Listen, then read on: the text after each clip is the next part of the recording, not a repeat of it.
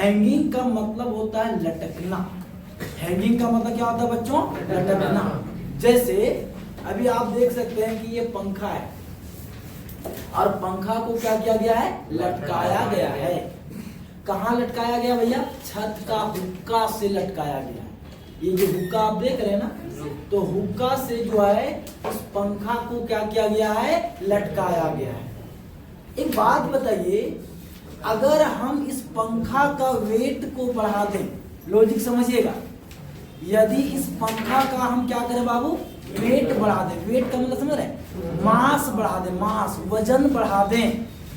बताइए, तो जिसके द्वारा इस पंखा को लटकाया गया है, जिस रस्सी के द्वारा इस पंखा को लटकाया गया है, वो रस्सी क्या कर जाएगा? टूट जाएगा। रस्सी क्या कर जाएगा? टूट जाएगा।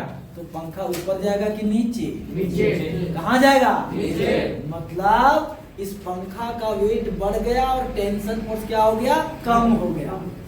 जब किसी वस्तु का वेट बढ़ जाता है तो मोटा से मोटा रस्सी क्या कर जाता है? टूट जाता है और वस्तु क्या कर जाता है? गिर जाता है। बात समझ में आया? तो उसको कहते हैं बच्चों हेडिंग डालिएगा। हेडिंग डालिएगा तीसरा नंबर में, है ना?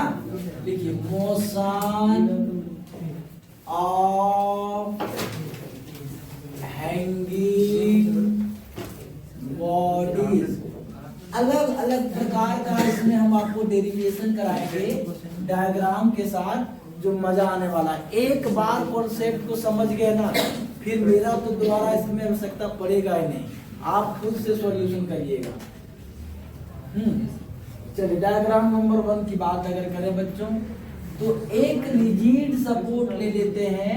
मानो कि ये एक छत है और छत में जो है एक हुक्का लगा दिया गया है ऐसे, और इस हुक्का में एक रस्सी को लटका दिया गया है और इस रस्सी में एक ऑब्जेक्ट लटकाया गया है बच्चों, जिसका मास है m। इसका एक्चुअल वेट इधर कितना होगा बच्चों? mg। तो रस्सी में लगने वाला फोर्स को क्या कहते हैं? Tension force. इसको हम लोग कहते हैं बच्चों रिजिड सपोर्ट। Rigid support. चलिए, तो ये रिजिड सपोर्ट है। मानो कि एक छत है, छत मतलब बुझ रहे हैं ना, ये जो छत है उसमें पंखा लटकाया गया, तो इस छत को कहेंगे रिजिड सपोर्ट। क्या कहेंगे बच्चों? Rigid support. जैसे कि छत में पंखा को लटकाया गया है, वैसे ही यहाँ एक रिजिड सपोर्ट है। रिजिड सपोर्ट के में एक बॉडी को लटकाया गया। जैसे यहाँ देखो, ए बाबू देखो, ये देखो, बढ़िया समझ में आएगा। ये एक बॉडी है, इस बॉडी को हम रस्सी में क्या कर दिए? बांध दिए क्या? और इसको एक रिजिड सपोर्ट। मेरा हाथ देखो एक हुक हो गया है ना, मेरा हाथ क्या है बाबू? हुक है। और इस हुक में इस रस्सी को फंसा दिए क्या? बताइए, ये बॉडी भी नीचे जा रहा है कि ऊपर? ना तो नीचे जा रहा ना तो ऊपर। एक बात करिए, इसका वेट जो है ना जरा बढ़ा देते हैं, वेट पूरा बढ़ा देते हैं खूब। आप लोग आइए, कोई में एक बच्चा है और इसमें लटक जाइए। आप भी लोग में से कोई बच्चा आइए, किसमें क्या करिए? लटक जाइए। बताइए रस्सी टूटेगा कि नहीं टूटेगा? रस्सी क्या कर जाएगा? आप किधर गिर जाइएगा? नीचे। मतलब आपका वेट बढ़ गया, इस रस्सी में टेंशन फोर्स लग रहा है, वो क्या हो गया? बॉडी डायग्राम 1 एकदम प्यार मोहब्बत से डेरिवेशन करेंगे। सीधी सी बात है, लिखेंगे इन दिस, ऐसे लिखेंगे फ्रॉम FBD नंबर 1 लिखेंगे बाबू। इन दिस केस, इस केस में बताइए T बराबर क्या होगा बच्चों? mg। T बराबर क्या हो जाएगा? mg। क्यों पता है ना, इस समय ये बॉडी ना तो नीचे जा रहा है ना तो ऊपर, मतलब टेंशन फोर्स किसके बराबर होगा? mg फोर्स के बराबर। अगर ये नीचे जाता तो mg हो जाता ग्रेटर और टेंशन फोर्स क्या हो जाता? स्मॉलर। टूट गया ना रस्सी, है ना? अगर ये ऊपर जाता तो टेंशन फोर्स बड़ा और mg फोर्स छोटा। मेरी बात समझ में आ रहा है ना? चलिए, ये हो गया डायग्राम नंबर 1। अब डायग्राम नंबर 2 बना रहे हैं। देखिए ना, डायग्राम नंबर 2 बना रहे हैं। देखिए सभी बच्चे एक बार समझ जाइए ना, फिर अपने आप इसको सॉल्यूशन करिएगा। अभी भी इस बॉडी का मास m है, इसका एक्चुअल वेट mg, इस रस्सी में टेंशन फोर्स T लग रहा है और अभी ये बॉडी जो है ना वो V कांस्टेंट वेलोसिटी से ये ऊपर जा रहा है। कांस्टेंट वेलोसिटी से किधर जा रहा है बच्चों? ऊपर। ध्यान दीजिएगा, अब जो है ये बॉडी नीचे जा रहा है कि ऊपर? किधर जा रहा है? ऊपर की ओर जा रहा है। मतलब टेंशन फोर्स बढ़ गया और mg क्या हो गया? क्या हो गया? यानी टेंशन फोर्स बड़ा है और mg फोर्स क्या है? छोटा। तभी ना ये बॉडी ऊपर जा रहा है। देखो देखो भाई, ये बॉडी लटका हुआ है, देखो ये टेंशन फोर्स बढ़ गया तभी ना ये ऊपर जा रहा है। अगर इसका वेट बढ़ जाता तो रस्सी टूटता और सीधे कहां गिर जाता? ठीक है ना। चलिए अब बात को समझिएगा, इसको कहेंगे बच्चों FBD number 2। FBD number 2 free body नहीं लिखा सर? हाँ वही हो गया ना, फ्री बॉडी डायग्राम। FBD का मतलब फ्री बॉडी डायग्राम लिखेंगे। दूसरा भाई, पहला काम कर दिए, दूसरा फ्रॉम FBD नंबर 2। ध्यान दीजिएगा, ठीक। यहाँ पे बताइए टेंशन फोर्स बढ़ा है कि mg फोर्स? क्या बढ़ा है? मतलब लिखेंगे बच्चों T is greater than mg। वो दिक्कत? ध्यान दीजिएगा, T माइनस mg बराबर डेल है, मतलब मास इंटू एक्सेलरेशन। को दिक्कत? यहाँ लिख देते हैं वेयर डेल F का मतलब क्या होता है? Mass into acceleration. ध्यान दीजिएगा, T माइनस एम जी बराबर ma। ध्यान दीजिएगा, यहां जो बॉडी ऊपर जा रहा है किस वेलोसिटी से बच्चों? कांस्टेंट वेलोसिटी से। जब कोई पार्टिकल्स का वेलोसिटी कांस्टेंट हो जाए मतलब उसका एक्सेलरेशन क्या हो जाएगा? जीरो। क्या हो जाएगा? जीरो। अपना बने आप लोग हीरो। लिखेंगे since v is equal to constant, इसीलिए a is equal to zero. अब आइए, that is t minus mg बराबर m। a क्या हो गया बच्चों? यानी a की जगह हम लोग जीरो रख सकते हैं ना। तो बताइए T माइनस mg बराबर जीरो। अब माइनस mg इधर माइनस में इक्वल क्यों साइड जाएगा तो प्लस, यानी T बराबर हो जाएगा बच्चों mg।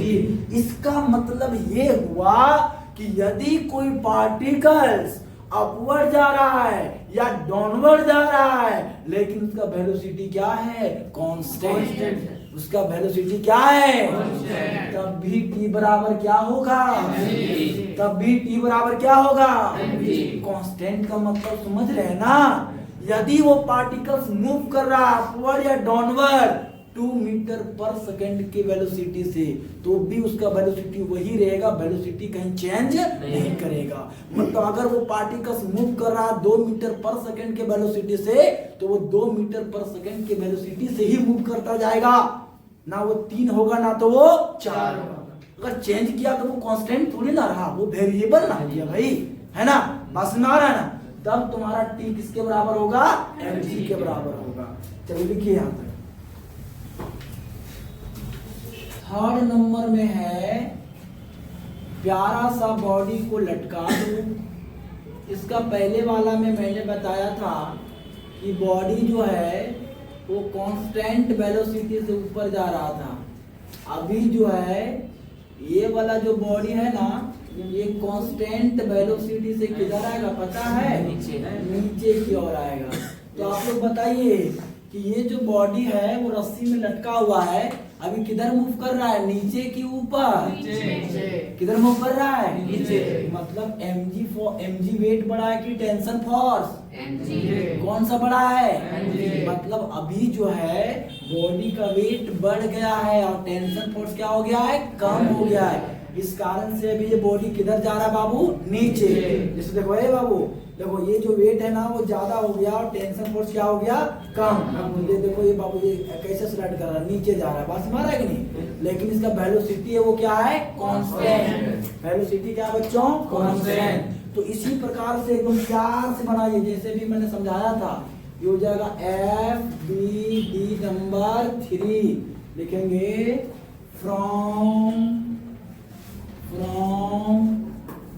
F B D third से क्या हो जाएगा बताइए ना, यहाँ से M G is greater than T, मतलब एम जी माइनस टी बराबर del F, where del F का मतलब क्या हो जाएगा बच्चों, मास इनटू एक्सेलरेशन, मतलब एम जी माइनस टी बराबर M A.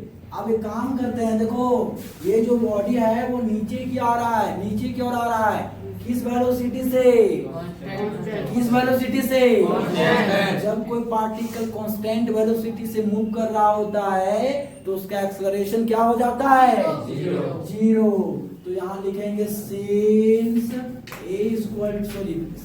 B equal to constant, इसीलिए a इक्वल टू जीरो। अब यहाँ आइए, M G minus T equal to M into में जीरो, यानी एम जी माइनस टी बराबर जीरो, टी माइनस में उस साइड जाएगा तो प्लस में, यानी इस केस में भी टी बराबर क्या हो जाएगा बच्चों, एम जी। बात समझ में आया ना, आने की जब कोई पार्टिकल ऊपर की ओर जा रहा है कांस्टेंट वेलोसिटी से या नीचे की ओर आ रहा है कांस्टेंट वेलोसिटी से, तब हमारा t इक्वल टू क्या हो जाएगा, क्लियर हुआ ना। चलिए अब नेक्स्ट वाला,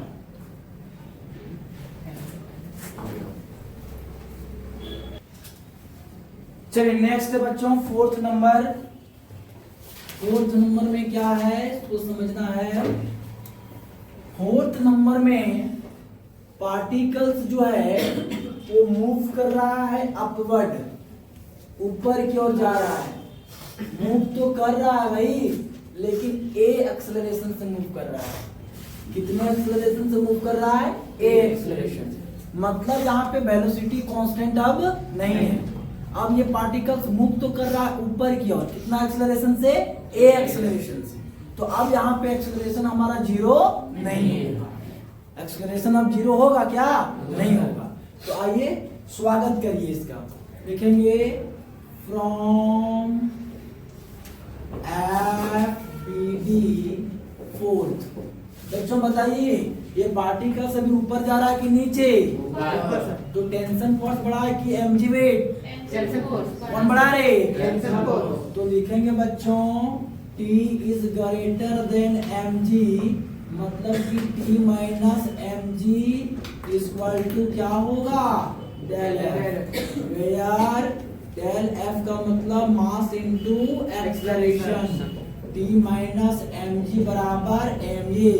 अब एक्सेलरेशन यहाँ पे हमारा जीरो नहीं होगा, क्योंकि पार्टिकल्स तो ए एक्सेलरेशन से ऊपर की ओर तो जा रहा है, तो यहाँ देखिए माइनस में उधर जाएगा तो प्लस में, तो T M G plus M A, M और एम कॉमा ले लो तो हो जाएगा एम जी प्लस में ए, ये हो जाएगा टेंशन फोर्स, है ना। ये फोर्थ हो गया। अब फिफ्थ वाला में देख लो डायग्राम, यही बना दे रहे हैं।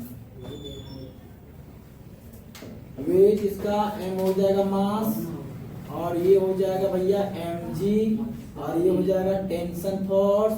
अब ये जो पार्टिकल्स है तो अपवर्ड मूव कर रहा है, लेकिन एक्सेलरेशन क्या हो गया, नेगेटिव। नेगेटिव एक्सेलरेशन का मतलब समझ में आ रहा है, पार्टिकल्स तो ऊपर की ओर मूव कर रहा है, लेकिन उस पार्टिकल्स का एक्सेलरेशन धीरे धीरे डिक्रीज कर रहा है। क्या कर रहा है, डिक्रीज। उसी को कहते हैं रिटार्डेशन ना, नेगेटिव एक्सेलरेशन, जिस पार्टिकल्स का स्पीड धीरे धीरे क्या होने लगता है। तो रिटार्डेशन क्या है, कोई पूछे तो कहिएगा negative acceleration is known as retardation. मतलब जो नेगेटिव एक्सेलरेशन होता है पार्टिकल्स का, मतलब उसका स्पीड धीरे धीरे स्लो होने लगता है, तभी हो जाता है क्या, नेगेटिव एक्सेलरेशन। क्या होता है, नेगेटिव एक्सेलरेशन। तो सिंपल सी बात है, ये हो गया बीडी नंबर 5। लिखिएगा एफ बी डी नंबर हो गया 5वां। लिखेंगे फ्रॉम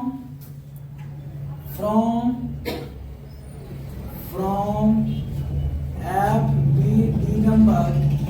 बताइए पार्टिकल अभी ऊपर जा रहा है कि नीचे, ऊपर। तो यहाँ पर हो जाएगा बच्चों T is greater than mg, इसीलिए T माइनस mg बराबर क्या हो जाएगा, डेल एफ, वेयर का मतलब जहां डेल एफ का मतलब मास इनटू एक्सेलरेशन है ना, लिखेंगे टी माइनस एम जी बराबर एम ए।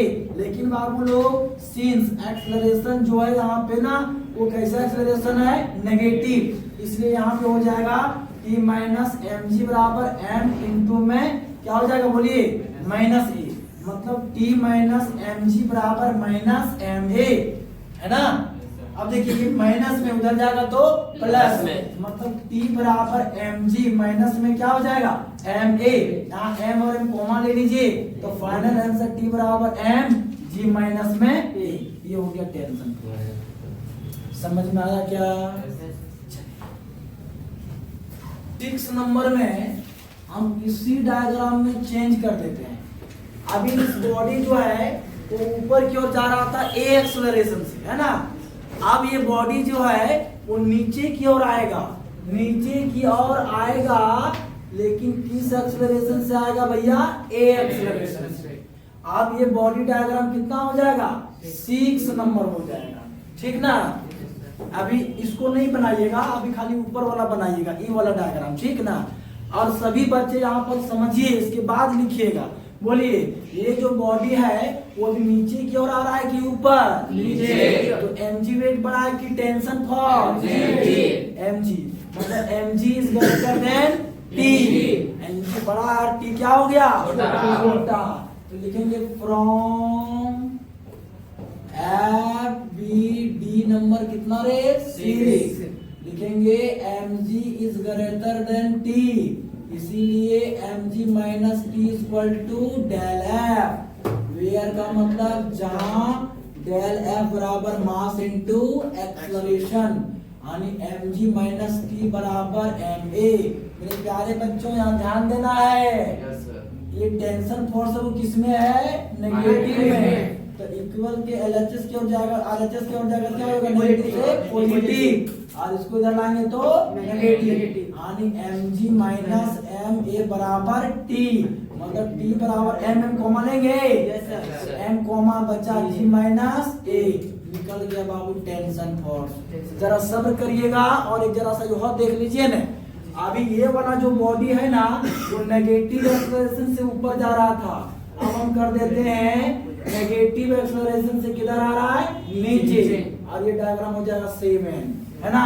इस केस में बताइए mg वेट बढ़ा की टेंशन फोर्स, mg बढ़ा की टेंशन फोर्स रे, क्योंकि अब नेगेटिव एक्सेलरेशन से नीचे आ रहा है, क्या कर रहा है, डिक्रीज, मतलब धीरे धीरे घट रहा है, तो उसको हम लोग कहते हैं नेगेटिव एक्सेलरेशन। क्या कहते हैं, नेगेटिव एक्सेलरेशन। उसी का दूसरा नाम है रिटार्डेशन, अभी समझा रहे थे ना, रिटार्डेशन कहते हैं। तो आइए, और ये हो जाएगा 7 नंबर में, from F B D number 7 क्या हो जाएगा, mg is greater than t, mg बड़ा हो जाएगा, लेकिन यहाँ पे उल्टा होगा जी ना, ठीक है, एकदम ठीक है, यहाँ हो जाएगा, इसीलिए mg माइनस टी बराबर डेल एफ, वेयर का मतलब जहां, डेल एफ का मतलब क्या हो जाएगा बाबू, मास इनटू एक्सेलरेशन, यानी कि mg माइनस टी बराबर एम ए, लेकिन सिंस का मतलब चूंकि एक्सेलरेशन यहाँ पर नेगेटिव है, इसलिए mg माइनस टी बराबर माइनस एम ए ना जी। अब देखो बाबू यहाँ पर ध्यान देना है, ठीक है ना, यहाँ पर ध्यान यही देना है कि ये वाला माइनस वाला को इधर करेंगे प्लस होगा, और इस टी को उधर करेंगे तो माइनस से प्लस, तो हो जाएगा mg प्लस एम ए बराबर टी, मतलब टी बराबर mg प्लस में ए।